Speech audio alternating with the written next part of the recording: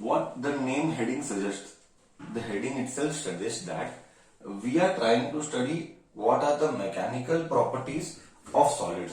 Now, basically, we will have three materials. Basically, we will have three properties, not materials. We'll have three properties. First property is elasticity. That is called Young's modulus. Second property, Young's modulus, modulus of elasticity, modulus of rigidity, and second one, modulus of rigidity, and third one, bulk modulus. These are the three properties which we will be studying about solids. Okay, नाम में ही है properties, यानी हमारा पूरा focus properties में ही रहेगा. बहुत छोटा चैप्टर है. इनफैक्ट 11th का सबसे छोटा चैप्टर यही है. फाइनल एग्जाम में वेटेज भी 4 मार्क का ही है, जो कि स्टेट सिलेबस में आता है. एंड कॉम्पिटिटिव में, नीट में एक क्वेश्चन आता है. 45 क्वेश्चन का नीट रहता है, एक क्वेश्चन आता है. सीईटी में आ भी सकता है, नहीं भी आ सकता. जेई में आ भी सकता है, नहीं भी आ सकता. बट ऑब्जर्वेशन बोलता है कि नीट में एक क्वेश्चन तो सॉलिड से आते हैं हर साल, मोस्ट ऑफ द टाइम्स. ऐसा ऑब्जर्वेशन है. ओके, वापिस है, nothing assured, nothing guaranteed. Okay, now the beauty of this chapter is this chapter will create a foundation for mechanical and civil engineering. Those who wish to do mechanical and civil, this is the lifeline. हम ये chapter as a subject पढ़ते हैं when we are in engineering, second year, engineering second year. This chapter is studied as a subject named as MOM. MOM means mechanics of materials. So उसके next semester में हम पढ़ते हैं com, kinetics of materials. उसके next semester में हम पढ़ते हैं डॉम, डायनामिक्स ऑफ मटेरियल्स. तो ये कनेक्शन चलता जाता है 3-4 सेमेस्टर्स तक हमारे इंजीनियरिंग में. बट तुम्हारे 11th में जस्ट एक फाउंडेशन है, उस फाउंडेशन को ही समझ रहे हैं. जस्ट एंट्री लेवल पे क्वेश्चन है, बेसिक चीजें पढ़ते हैं, जानने की कोशिश करते हैं, कब, कैसे, क्यों, किसके लिए, ये वो. इतना ब्यूटीफुल चैप्टर है. इस चैप्टर में एक दो प्रैक्टिकल फील देता हूं. हमारा इस दुनिया में, इन दिस वर्ल्ड सबसे ऊंचा पहाड़ एवरेस्ट है. और वो एवरेस्ट का हाइट उतना ही क्यों है, उससे ज्यादा क्यों नहीं है, प्रॉब्लम क्या है, वो भी हम इसमें पढ़ेंगे. Okay, at the end of the chapter हम पढ़ते हैं. ओके, कि उससे ज्यादा हो नहीं सकता, क्यों नहीं हो सकता, क्या रीजन है. We will study in this chapter. That all will try to understand. चलो ठीक है. So basically first, one of the most important chapter from industry point of view. जो भी मैकेनिकल का इंडस्ट्री चलाता है उसके लिए ये वर्ल्ड है. इस चैप्टर के बिना मैकेनिकल इंडस्ट्री नहीं वर्क होता है, पॉसिबल है ही नहीं. मटेरियल्स का प्रॉपर्टीज को जाने बिना कोई भी प्रोडक्ट को मैन्युफैक्चर और प्रोसेसिंग होता ही नहीं है. Okay, next. Now what I was talking about was first basic level. What we start is plastic and elastic. Behaviour of the material we are not studying, forget about that. But we are just trying to understand what do you mean by elastic material, what do you mean by plastic. So what do you mean by elastic, what do you mean by plastic? See, if I take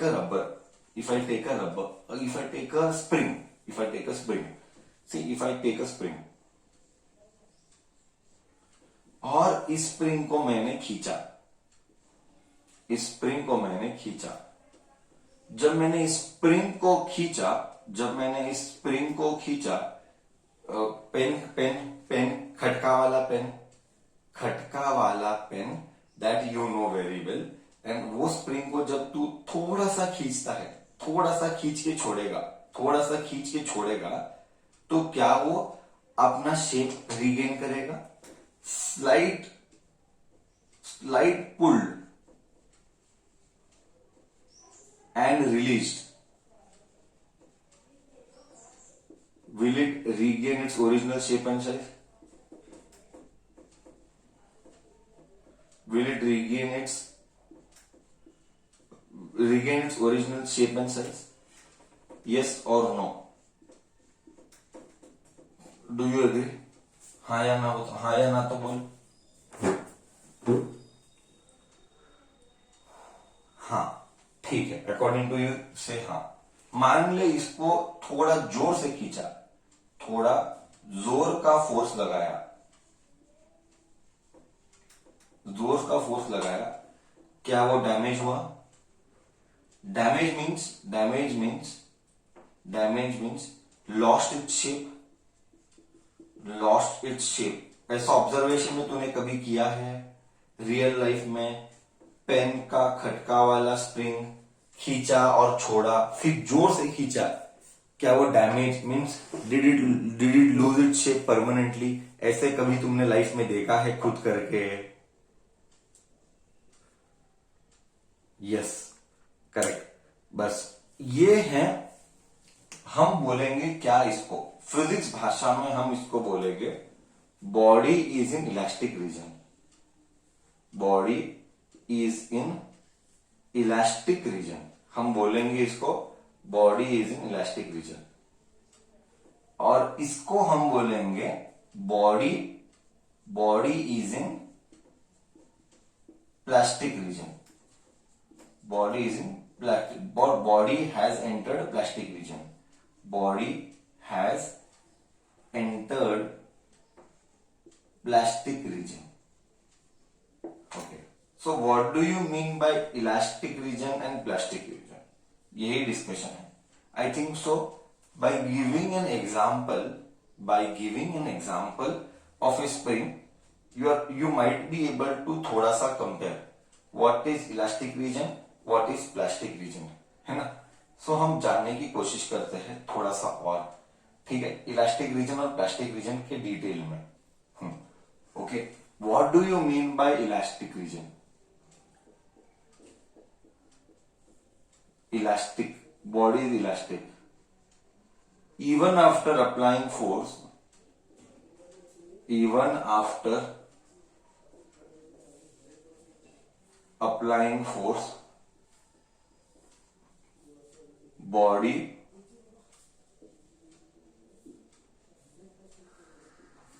regains its original shape and size. Body regains its original shape and size. Then we say body is in. Then we say body is in.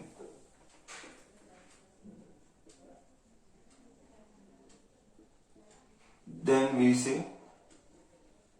body is in elastic region. Then we say body is in elastic.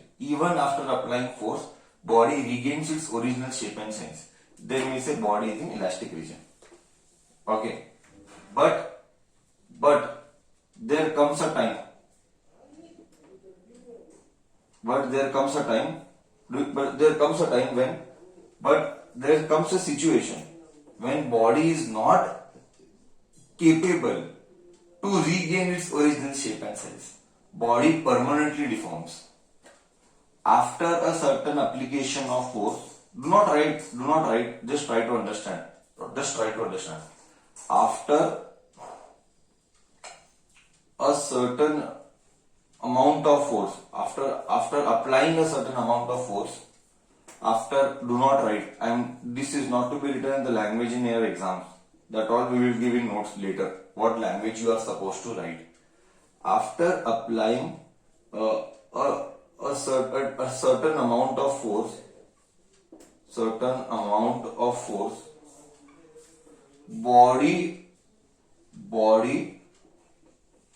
deforms permanently. Body deforms permanently and cannot regain its shape and size. Cannot regain its shape and size. It is called plastic region. Plastic region. Body has entered plastic region. क्या तू समझ पाया concept को?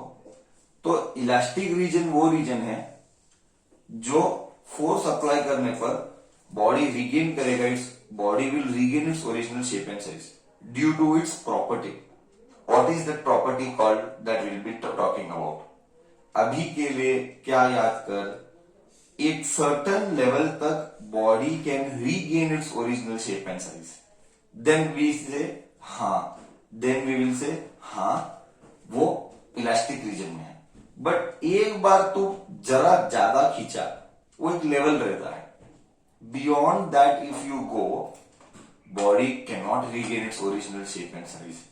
तू कुछ भी कर, what ever you wish, body says after a certain level body is permanently damaged. That permanently damaged which cannot regain its original shape and size, we say body is in plastic region. I hope till here elastic and plastic region is clear to you.